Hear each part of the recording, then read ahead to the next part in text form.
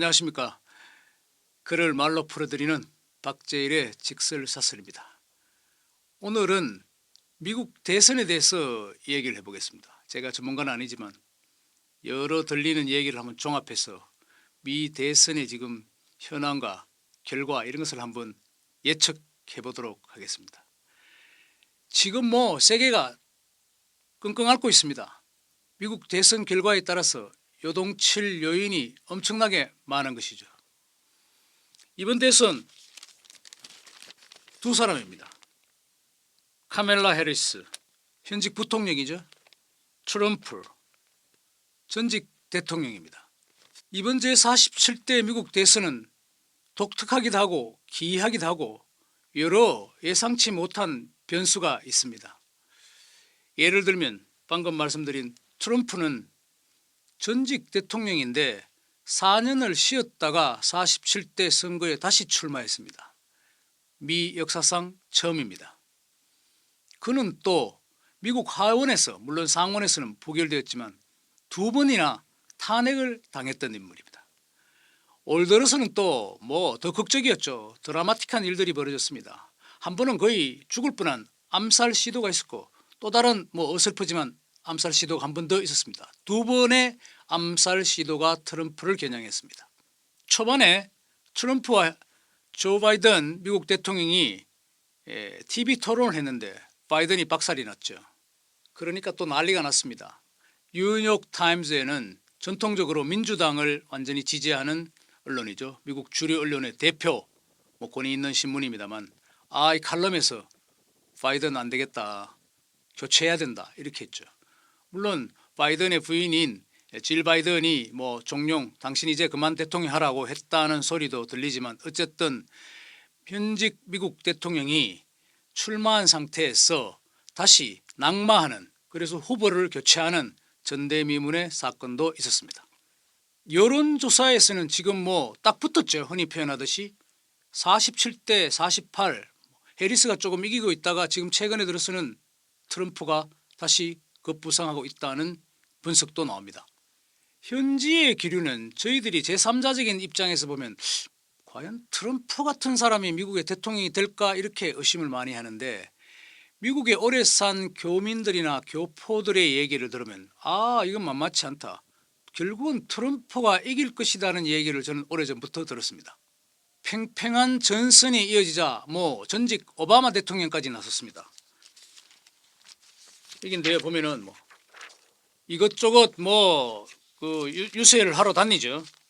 아주 노골적인 오바마도 아주 점잖으신 분인데 굉장히 거친 표현을 많이 합니다. 예를 들면 더 넓고 더 미친 트럼프 미국에서 받아들일 수 없다 이렇게 얘기하기도 했습니다. 사실 그러니까 오늘은 어쩌면 미국 대선 얘기라기보다는 트럼프가 과연 될 것인가? 트럼프가 되면 어떤 상황이 처할까? 이런 얘기가 좀 주류가 될 것 같습니다. 그러니까 이 두 분 중에 어쩌면은 한쪽 트럼프에 치우친 얘기일 수도 있다는 것입니다. 아마 여러분이 좀 더 흥미를 가질 수 있는 요인이 아닌가 봅니다. 전 세계적으로 한국인을 포함해서 트럼프에 대한 부정적인 인식은 사실 큽니다. 미국 내 지성적인 학계나 언론에서도 반트럼프주의가 있어 왔죠. 예를 들면 스티븐 레비스키라는 사람과 데니엘 지블렛이라는 교수가 책을 저술을 했는데 How Democracies Die 민주주의는 어떻게 죽는가 이것인데 여기에 예를 들면 푸틴이나 시진핑이나 특히 에르도안 같은 사람들이 권위적인 독재 체제를 구축하면서 전 지구적인 민주주의를 후퇴시키고 있다고 했는데 트럼프를 여기 끼워넣습니다. 이게 트럼프부터 시작됐다는 것이죠. 오히려 파퓰리즘 그러니까 대중영합주의적인 요소를 가미한 트럼피즘이 전 세계의 민주주의를 위협하는 한 요소가 되고 있다고 맹비난했습니다. 미국인의 76%가 민주주의가 위협받고 있다는 조사도 나오고 있습니다. 실제로 트럼프는 그런 행동을 했죠. 대표적으로 2021년 1월 6일 그러니까 지난 대선 직후 그날이 바로 상하하원 합동 의원총회에서 당선자 조 바이든의 당선을 인준하는 날이었습니다. 그날 트럼프를 지지하는 백인 중심의 시위대가 의사당에 난입해서 무려 5명이 죽고 난리가 났죠. 이건 일종의 국가적인 반란일 수도 있죠. 트럼프는 그 당시 4월하고 얘기를 했습니다. 그것 때문에 탄핵당하기도 했지만, 그러니까 트럼프는 선거에 관한 자신이 지면 부정선거이고 선거 음모론이 작동했다, 믿을 수 없다, 나는 승복할 수 없다고 얘기합니다. 자신에 대한 비판적인 기사에 대해서는 여러분 많이 들어보셨겠지만 페이크 뉴스다, 가짜 뉴스다고 합니다. 뭐 사법부나 검찰을 향해서도 자신에 대한 기소가 들어오면은 맹공을 퍼붓고 있죠. 4년 재임 기간 동안 아마 뭐 20여 명 이상 측근들이 트럼프와는 일 못하겠다고 떠나기도 했습니다. 뭐 그렇다고 해서 개인적인 도덕성이 굉장히 뭐 깨끗하냐 하는 것도 아니죠. 사생활이 사실 뭐 좀 말하기 어려울 정도로 지저분한 구석도 있습니다. 미국 언론도 사실 전체적으로 본다면 제가 보기에는 7대3 이상으로 민주당 쪽에 가깝죠. 트럼프를 지지하는 언론은 사실 많지 않습니다. 주류 언론은 대개 민주당을 지금 지지하는 상황이고, 뉴욕타임스를 비롯해서, 그리고 또 미국은 특이한 것이 신문사의 경우 어떤 후보를 우리가 공개적으로 지지한다는 사설을 쓰기도 합니다. 에디토리얼 스테이트먼트라고 그러는가요? 그러니까 공식적으로 우리는 바이든을 지지한다, 카멀라 해리스를 지지한다, 트럼프를 지지한다, 이렇게 표현하기도 하죠. 대체적으로 미국 언론은 지금 카멀라 해리스 쪽에 가 있지만 또 재미있는 것은 최근에 워싱턴 포스트 같은 경우에는 해리스를 지지하려던 사설을 쓰려다가 사주입니까? 아마존의 창업자 제프 베이조스의 압력으로 그 사설이 킬됐다, 취소됐다 하는 뉴스도 나왔습니다. 아무튼 미국의 주류 언론은 민주당 쪽이죠. 실제로 그리고 이번 선거에서는 해리스가 또 부자들의 돈을 더 끌어들인 선거자금 도네이션을 더 많이 받았다는 보도도 나옵니다. 우리 한국 입장에 봐서도 전반적인 기류는 야, 트럼프 되면 골치 아픈데, 이런 기류가 있지 않습니까? 뭐 예를 들면 트럼프는 뭐 한국은 부자 나라다, 방위비 10배를 내가 더 받아내겠다, 이렇게 얘기도 하고, 과거에 한국에 왔을 때는 경기도 상공을 지나면서 측근들에게 이렇게 얘기했다 하죠. 삼성 같은 저 반도체 회사 저렇게 크고 멋진 곳이 있는데 왜 우리 미국 땅에는 저런 공장을 짓지 못하냐, 뭐 질책 반 아니면 뭐 하소연 반 했다고 합니다. 중국도 트럼프와의 사이는 크게 좋지 않은 것 같습니다. 뭐 경제적으로 일단 중국을 완전 때려 눕혔죠. 관세 폭탄을 매겼습니다.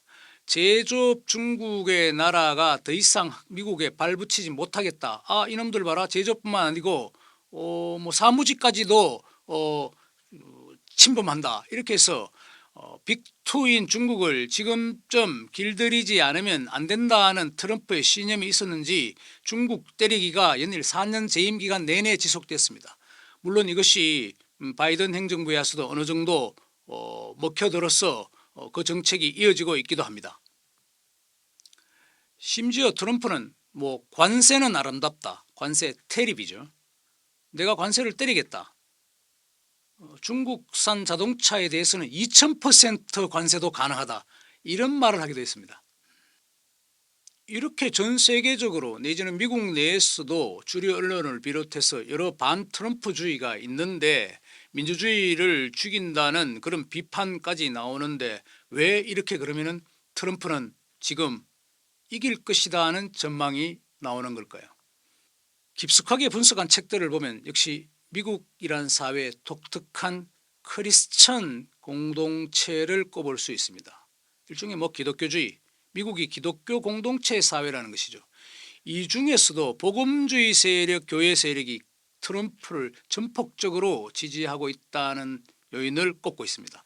이벤젤리컬리즘이라는데, 이것이 일종의 정치와 종교의 결합이기도 합니다. 이 복음주의는 종교 개입을 오히려 정치에 독려하고 있습니다. 그리고 또 굉장히 미국적인 공동체를 중시하고 성경 중심의 말을 따른다는 것이죠. 낙태라든가 이런 부분에 대해서 민주당 카멀라 해리스가 주장하는 여성 낙태권에 대해서 복음주의자들은 하느님의 주신 권리를 우리가 함부로 침해할 수 없다고 해서 낙태는 결사적으로 반대하고 있죠. 트럼프는 이미 연방 대법관들을 보수주의적인 인사들로 임명하면서 그 유명했던 지난 2022년에 로 대 웨이드라는 판결을 통해서 낙태권을 인정했던 종전의 관행을 허물고 연방 대법원에서는 야 이것은 각 주별로 뭐 독자적으로 해결하는 것이 좋지 않겠냐고 판결을 내렸습니다. 그래서 낙태권, 어보션에 관해서 일부 주에서는 안 된다고 강하게 지금 제재를 하기 시작하는 판결이 나오고 법안 개정이 이루어지고 있습니다. 여기에 대해서 미국의 전통적인 복음주의자들이나 종교를 신봉하는 이들은 트럼프가 굉장히 잘했다고 여기는 것이고 전폭적으로 지지하는 것이죠. 그런데 여러분 이제 의문이 하나 있을 것입니다. 아니 트럼프처럼 뭐 사생활도 별로 좋지 않고 도덕적으로 깨끗하지도 않는 사람인데 왜 종교 지도자 아니면 크리스찬이라는 성경을 중시하는 사람들이 트럼프를 지지하느냐 하는 의구심이죠. 어떤 책을 보니까 여기에 묘한 설명이 있습니다. 뭐 성경 구절에 그렇게 나오는가요? 하느님이 불완전한 인간을 도구로 사용한다? 이런 논리가 있다고 합니다. 불완전하지만 우리가 트럼프를 통해서 우리가 추구하는 성경의 원리를 실천할 수 있다는 것이죠. 종교 문제는 더 나가면 제가 자신이 없기 때문에 이 정도로 하겠습니다. 여기다가 트럼프가 득세하는 두 번째 큰 요인은 종교적인 이외에 미국이라는 초대 강국의 세태를 들 수 있습니다. 여러분 잘 아시겠지만 미국은 2차 대전 이후 어쩌면 2차 대전 전부터 팍스 아메리카나 전 세계의 경찰 국가로서 인류를 거의 지구촌을 통괄하는 나라에 가깝다고 했지 않습니까? 팍스 로마나처럼 로마가 거의 세계를 지배했듯이 이것이 지금 흔들리고 있다는 것이죠. 미국 제1주의 초강대국 미국이 내부적으로는 다민족 국가가 되면서 인종적으로 굉장히 복잡해지면서 이해관계가 갈리는 내부적으로 백인과 흑인, 히스패닉, 동양인이 그리고 대외적으로는 중국 같은 나라 그리고 또 신흥 아주 말을 잘 듣지 않는 나라들이 득세하면서 미국의 팍스 아메리카나라는 지위가 흔들리기 시작한 데 대한 미국인들의 불안감이 존재한다는 것입니다. 특히 인종적으로 다원화되면서 백인 중산층의 심리가 굉장히 흔들리고 있는 것이죠. 그래서 한편 세금 부분만 해도 좀 부유한 미국의 백인들은 세금을 깎아주는 트럼프를 굉장히 좋아한다고 합니다. 그리고 일자리 부분에 대해서 흔히 여러분 들어보셨지만 러스트벨트, 녹선지대, 미국의 중북부 예를 들면 2차 세계대전을 수행했던 기계공업단지 디트로이트나 오하이오주의 클리블랜드 이런 도시들이 러스트벨트로 칭해지고 있는데 거기서 많은 사람들이 중국의 침공, 중국의 제조업이 밀려들면서 일자리를 잃었죠. 트럼프가 그거를 방어하기 시작하면서 인기가 치솟았던 것입니다. 지금 한국에 대해서도 위협하고 있지 않습니까? 반도체에 대해서 삼성전자 반도체 몇십억 달러를 보조금을 주면서 공장을 짓게 하는데 트럼프 왈 나라면 보조금을 일체 주지 않고 삼성전자와 대만의 TSMC가 제발로 미국에 들어와서 공장을 짓도록 하겠다고 했습니다. 보조금 줄 필요 없다는 것이 트럼프의 입장입니다.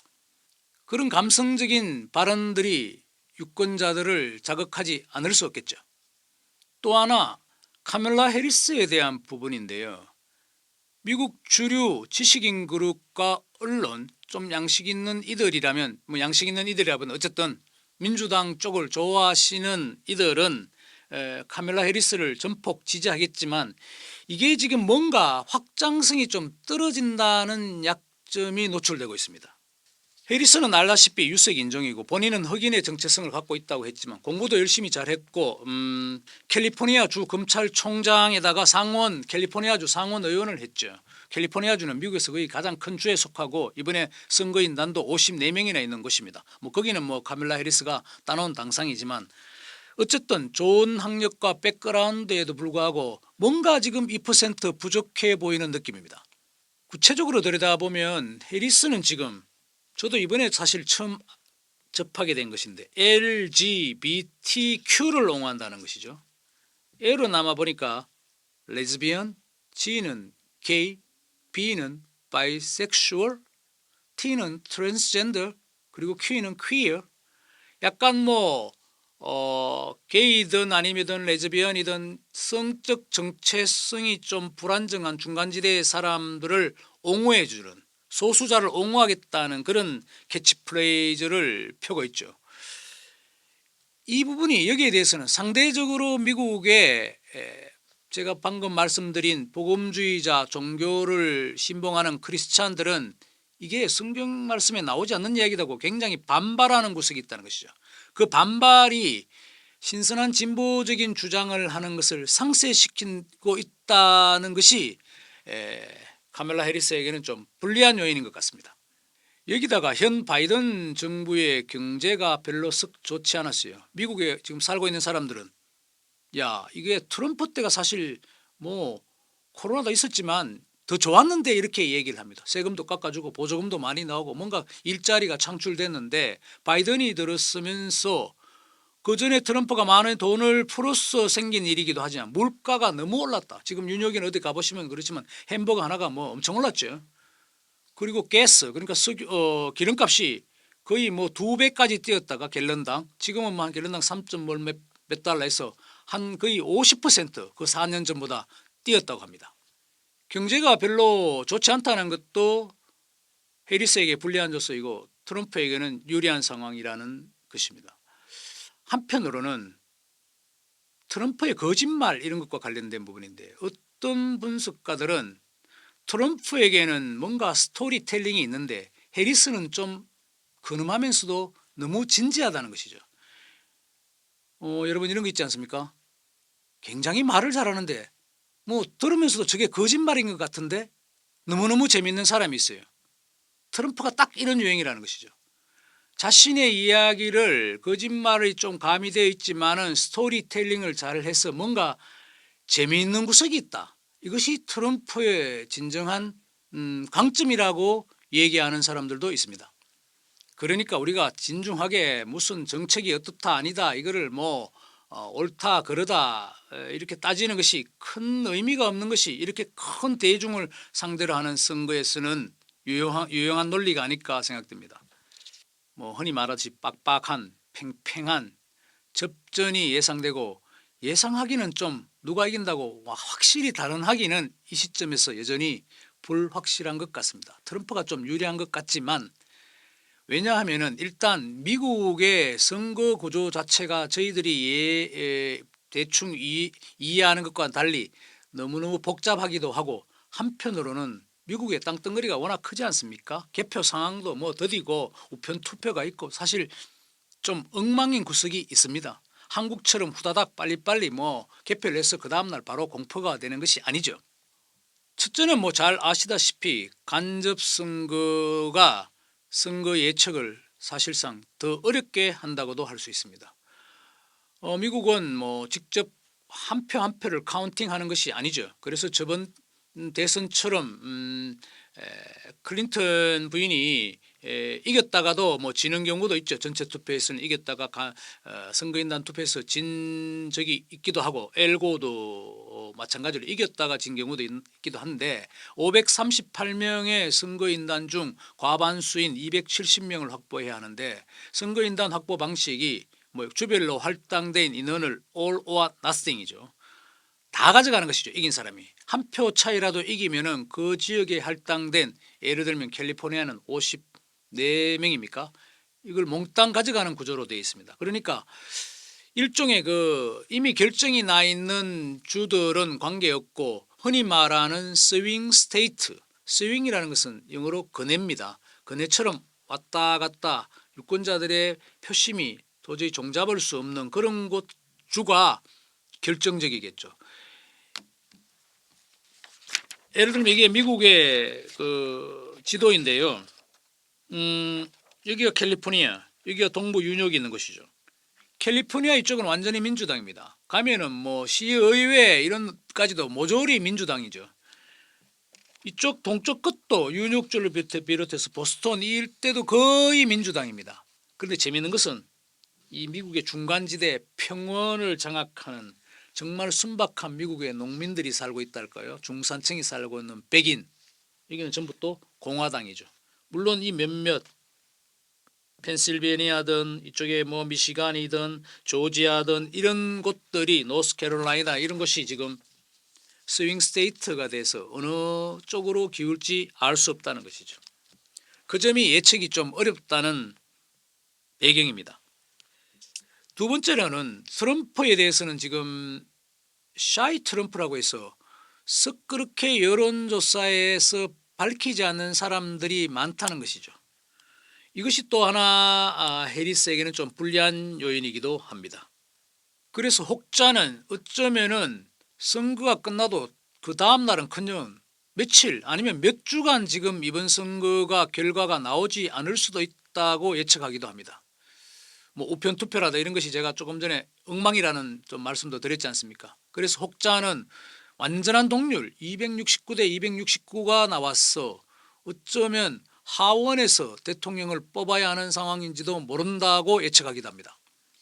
특히 미국은 그 때문에 진 사람이 진 쪽이 내가 졌다고 승복해야 이게 결정이 나는데 지금 트럼프는 선거 음모론을 처음부터 들고 나왔기 때문에 이 상황이 좀 묘하다는 것이죠. 해리스마저 어쩌면 승복하기 힘들다고 얘기할 수도 있을 것 같습니다. 자, 그러면 이제 결론으로 돌아가서 그럼 누가 되는 것이 우리 한국에 좋으냐 뭐 이런 질문인데요. 글쎄요.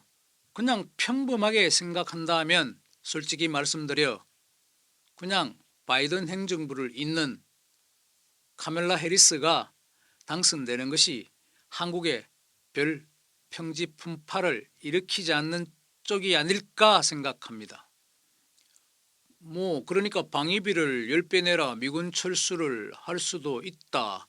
그리고 북한 문제에 관해서 여러 김정은을 향해서 한 번은 친구였다가 한 번은 꼬맹이 독재자 왔다 갔다 하는 굉장히 변덕을 부리는 트럼프보다는 외교에 있어서는 한 나라의 정책이 일관성이 있다는 것이 상대국이 좀 다루기가 쉽지 않겠습니까?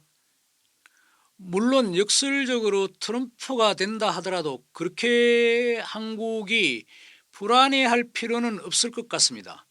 아마 트럼프도 여러 과장된 얘기를 하지만 내심 그것은 중간에 제가 말씀드린 대로 약간의 가짜와 과장을 섞어서 스스로의 스토리텔링을 만들어내는 트럼프 특유의 그러니까 옛날에 이 사람이 사회자를 하고 해서 굉장히 그 엔터테인먼트 기질이 강하지 않습니까? 그런 기질을 발휘하려고 하는 것이지 결정적인 어떤 상황에서는 우리가 생각하는 상식 국제적인 규범에 완전히 배치되는 결론은 내지 않을 것이라는 믿음이죠. 예를 들면 북미 회담에서도 그런 적이 노출되지 않았습니까?